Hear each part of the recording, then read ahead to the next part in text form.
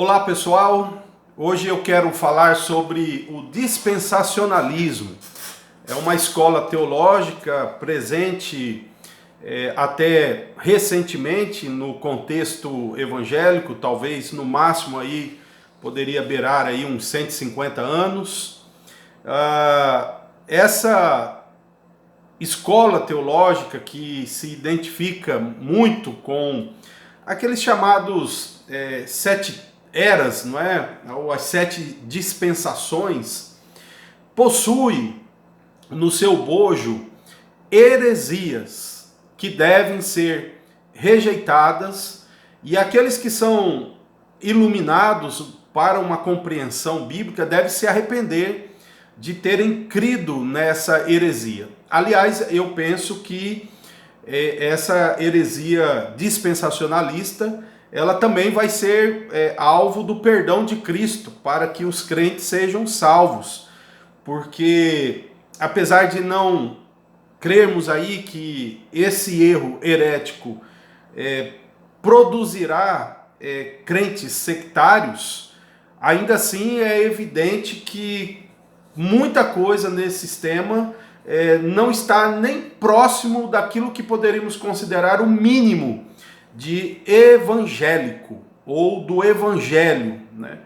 E eu vou hoje mencionar aqui algumas coisas do autor Pentecost no livro Manual de Escatologia.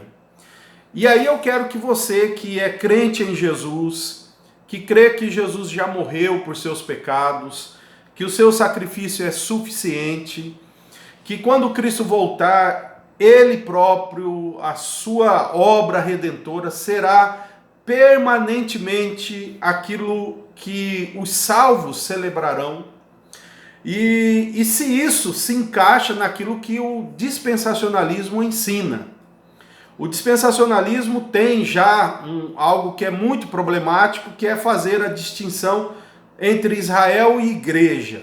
É como que se Israel ainda fosse uma instituição espiritual escolhida por Deus, mesmo negando Jesus, mas só esperando o momento em que eles vão reconhecer o Messias, né?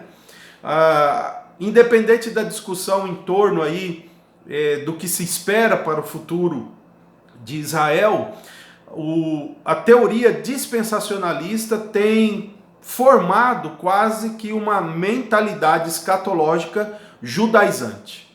E o J.D. Pentecost, autor do livro aqui que eu já mencionei, ele afirma algumas heresias das piores possíveis. Então eu quero que você avalie aí comigo à luz daquilo que conhecemos em Hebreus, daquilo que conhecemos da redenção do Novo Testamento, tá bom? Quero aqui falar sobre o templo. Segundo a visão dispensacionalista, por causa lá da visão de Ezequiel, eles acreditam que é uma previsão do templo construído na era milenar.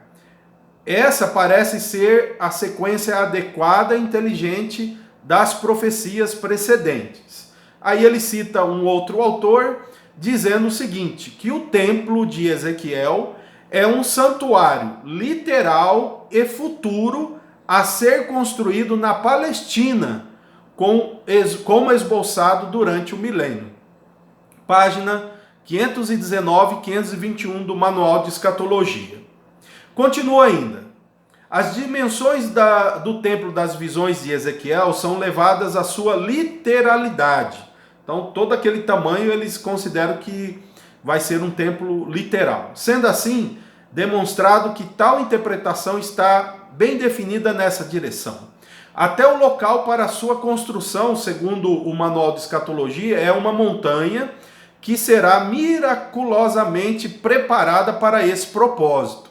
Então veja só que o templo, né, da visão de Ezequiel, que é uma visão espiritual da era da adoração cristã, mas eles acham que isso vai se cumprir literalmente no milênio, então vai reconstruir um templo. Observe só, Jesus pôs fim ao templo, ele é o templo, né? Nós agora como seu corpo, somos templo do Espírito Santo.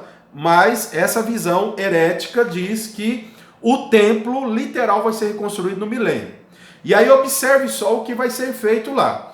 Olha só a heresia. O sistema sacerdotal, diz eles, será restaurado no milênio. Segundo os dispensacionalistas, é semelhante ao sistema arônico. O autor aí do livro Manual de Escatologia, o Pentecost, ele diz o seguinte, abre aspas, ó. Existem certas semelhanças entre o sistema arônico e milenar. No sistema milenar encontramos, preste atenção, um centro de adoração num altar, onde o sangue é aspergido, preste atenção nisso daqui. São oferecidos holocaustos, ofertas pelo pecado, a ordem levítica é restituída, já que os filhos de Zadok são escolhidos para o ministério sacerdotal. A oferta de manjares está incorporada no ritual, isso ele aqui citando as profecias de Ezequiel. Existem rituais prescritos para a purificação do altar, dos levitas que ministram, e do santuário. Haverá observação das luas novas e dos sábados. E ainda tem alguns se incomodando com os adventistas, né? Continua, dos levitas que ministram, do santuário, sacrifícios serão oferecidos diariamente pela manhã, heranças perpétuas serão reconhecidas, a Páscoa será novamente observada, e a festa dos tabernáculos torna-se um acontecimento anual. O ano do jubileu observado, há semelhanças nos regulamentos dados para governar o modo de vida, o vestuário e o sustento da ordem sacerdotal. O templo no qual esse ministério é executado torna-se novamente o local onde se manifesta a glória de Jeová. Percebemos então que a forma de adoração no milênio terá grande semelhança com a velha ordem arônica. Manual de Escatologia, páginas 524 e 525. Gente, isso daqui é possível ser mantido numa mentalidade evangélica? E eu achava, sinceramente, até hoje, que esse era um tipo de pensamento dispensacionalista que estava já ultrapassado, abandonado, até porque existe aí um tal de dispensacionalismo progressista e progressivo, algo assim, e que parece que não se apegam tanto assim, mas, pelo incrível que pareça, essas ideias continuam sendo mantidas.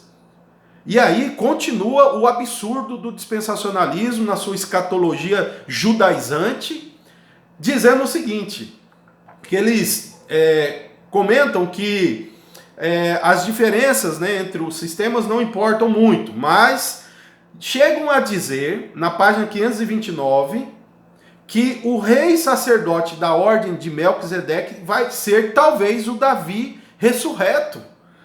Olha só essa gente, essa linha escatológica herética, diz que no milênio Davi vai ser o rei sacerdote da ordem de Melquisedeque, por causa da intenção hermenêutica de interpretar a profecia de Ezequiel como literal para o milênio. Continua ainda. Segundo, agora, os defensores aí do dispensacionalismo, eles dizem o seguinte, que os sacrifícios ali feitos no milênio é só para lembrar da morte ou do favor de Deus. Olha só, na página 530, diz o autor Pentecost, que insensatez argumentar que um ritual poderia realizar no futuro o que nunca pode ser realizar, ou realizou, ou foi projetado para realizar no passado. Os sacrifícios serão memoriais quanto ao caráter. Olha só o que eles estão dizendo. Que quando vem o problema, mas como fazer sacrifício? Jesus não morreu já? Não, mas é só para memorizar, para lembrar daquilo que Deus fez. Porque se nem mesmo no Velho Testamento perdoava pecado, então muito menos lá. Gente, mas é exatamente essa dinâmica do Velho Testamento. Ela era uma sombra que não concluía, digamos assim, o perdão, mas apontava para Cristo que quando ele veio, cessou a sombra. Esse pessoal quer que você acredite que no milênio essas coisas vão voltar, vão ficar olhando para as sombras. Como é que um pensamento desse pode dominar as pessoas? Olha só o que ainda diz o Manual de Escatologia na página 532. O pão e o vinho da ceia do Senhor são para o crente símbolos memoriais físicos e materiais da redenção, já adquirida. E esse será o caso, olha só, dos sacrifícios restituídos em Jerusalém. Eles serão comemorativos, como sacrifícios antigos se davam em perspectiva. Gente do céu! Você crê nisso mesmo? Você que é dispensacionalista, crê que no milênio os sacrifícios serão restaurados para lembrar a época que era sombra de que Cristo viria? Como que é isso? Você já leu a carta aos Hebreus? Já mesmo? Não me parece isso ser evangélico. Quando eu digo evangélico, é aquilo que é próprio do evangelho. E o evangelho é o cumprimento dessas sombras, sobretudo das leis cerimoniais, civis. Eu quero só destacar aqui algumas coisas, refutando essa ideia bizarra no mínimo, do dispensacionalismo herético, tá? É heresia, né? Então eu já quero colocar aqui como refutação, em primeiro lugar, se você ler Hebreus capítulo 3 em diante, até o capítulo 10, você vai notar que isso daí está destruído, tá? Então, até mesmo aqueles que acham assim que a teoria adventista do juízo investigativo é refutado na carta aos Hebreus, também, do mesmo modo e da mesma forma e na mesma força, o dispensacionalismo herético que diz que os sacrifícios serão restaurados no milênio também é refutado. É só ver, é só ler. Segundo ponto, em Apocalipse capítulo 20, quando fala do milênio, dos 1000 anos, nada é dito sobre isso daqui de sacrifícios. O que nós temos no texto? Satanás preso, os santos reinando, depois haverá no fim uma rebelião. Nós não temos nenhuma menção ali em Apocalipse sobre isso. Então é imaginar demais que você tem que construir tudo isso a partir de profecias em que apontavam para a era do Evangelho. Então não precisa esforçar muito para notar que é tudo inferência, tudo inferência.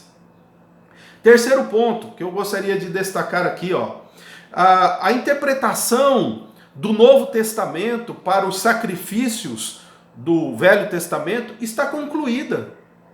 Simbolizou Cristo e o único sacramento ou ordenança que temos para relembrar é a Santa Ceia.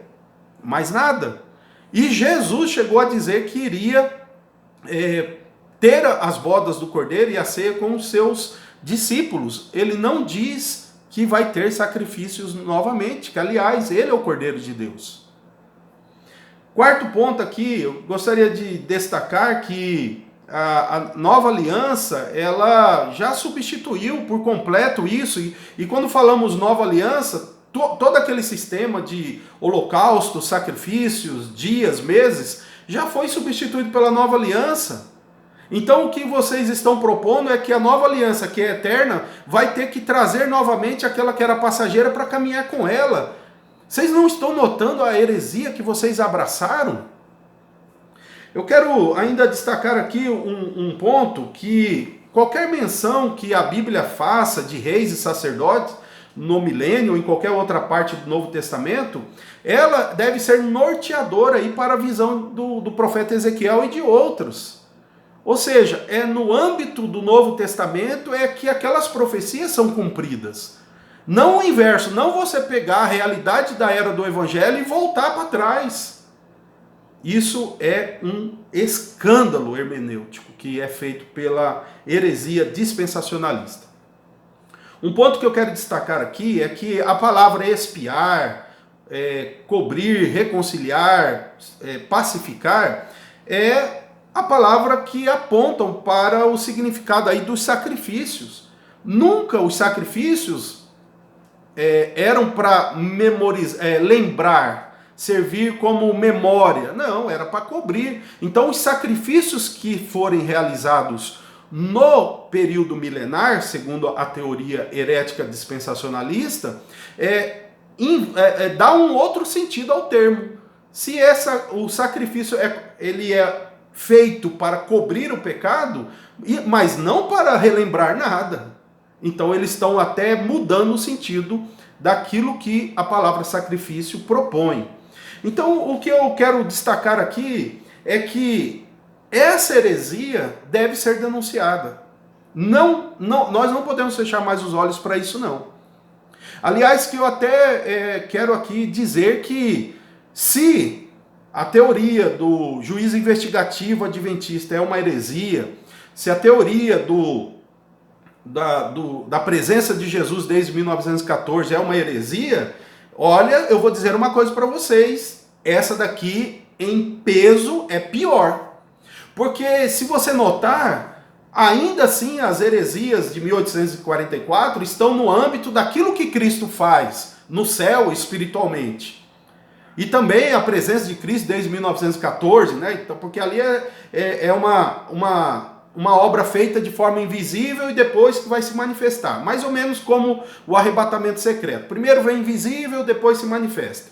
Mas pelo menos essas heresias ainda não restauram em nada as práticas do sacrifício do Velho Testamento.